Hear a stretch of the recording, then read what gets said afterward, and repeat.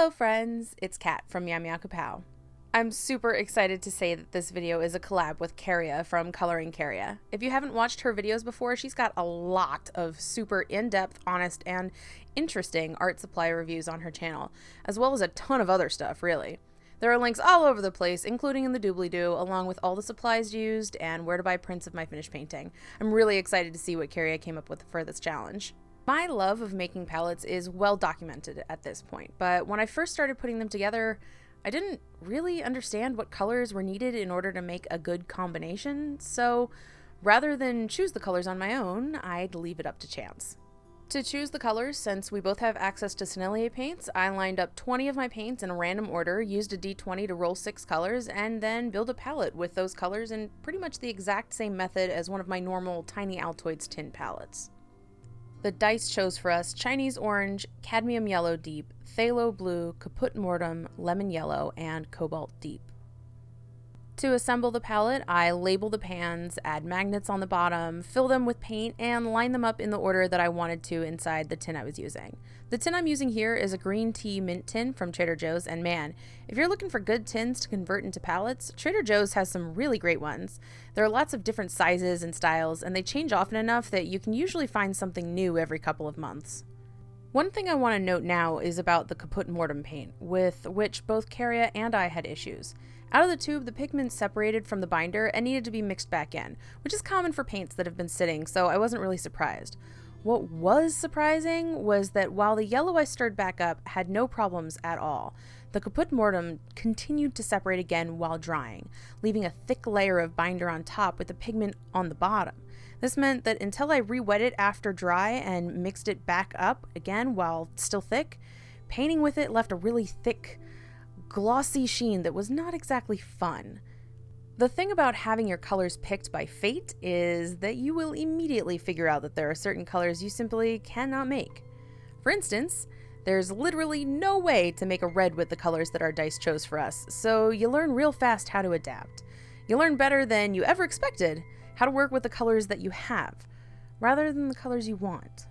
This is also how I started to really get good at color mixing, and I'll be honest here, most of my original dice roll palettes only had 4 colors in them, partly because I didn't really know how to get 5 or 6 half pans in a mini palette at the time, but also because keeping the number of paints available limited kept the range very small and manageable. Because we were working with 6 paints here, and because they were kind of an odd combination, I made a color chart to sort of roughly understand the range available.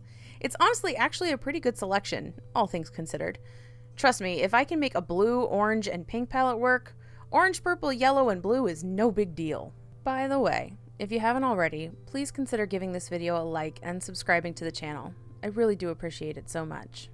As luck would have it, pretty much the day after I finished the mixing chart, I started watching Troll Hunters on Netflix. Yo, is anyone else watching this show? I am so in love. Seriously. Truthfully, from Netflix's history of mediocre to bad cartoons, combined with what I thought looked like really bad trailers at first, I was convinced this was going to be a bad show, but I was so wrong. It turns out, the colors in my mixing chart are pretty much exactly all the colors I would need in order to paint Arg, the biggest, most lovable ball of absolutely scary warrior terror in the show. I adore him. Fantastic. So I want to talk a bit about my experiences color mixing while we paint my big buddy here, if that's alright. As I mentioned before, making really small dice palettes was something that just sort of happened for me when I was in the early stages of experimenting with both making palettes and making watercolor paintings.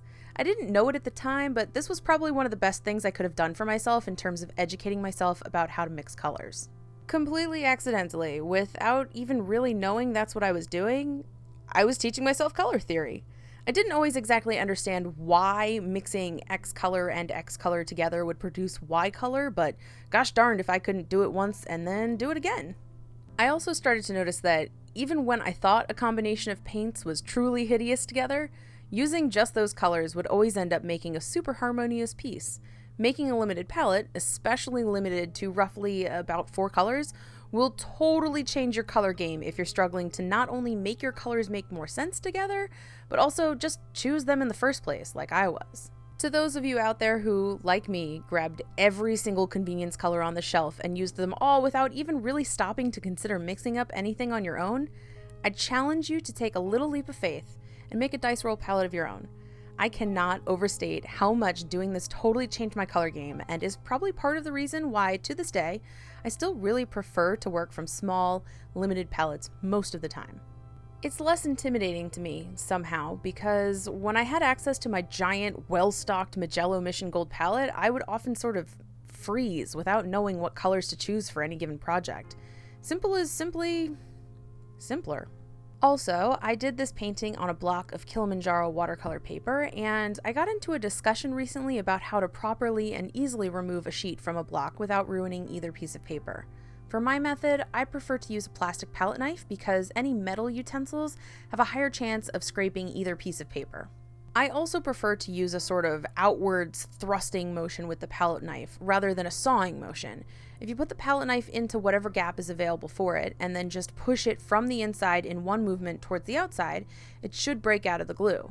Do that again and again all the way around until the paper is fully detached. Doing this, again, makes it less likely that any of the sheets will be damaged because the only real movement that's being made is from the inside to the outside.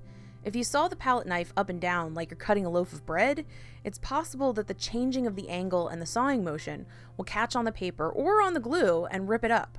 Plus, I actually think my method makes it detach a little bit more quickly. Anyway, it was super fun revisiting my dice, and I'm really interested to see what Karia did with colors because I know she was a little baffled at first, but I'm willing to bet she found a way to make them work in the end. Oh, and I mentioned before that using the Kaput Mortem left a really thick layer of the binder on top of the pigment, making it hard to actually get any color and leaving a glossy sheen anytime it was used. Here's a big example of that.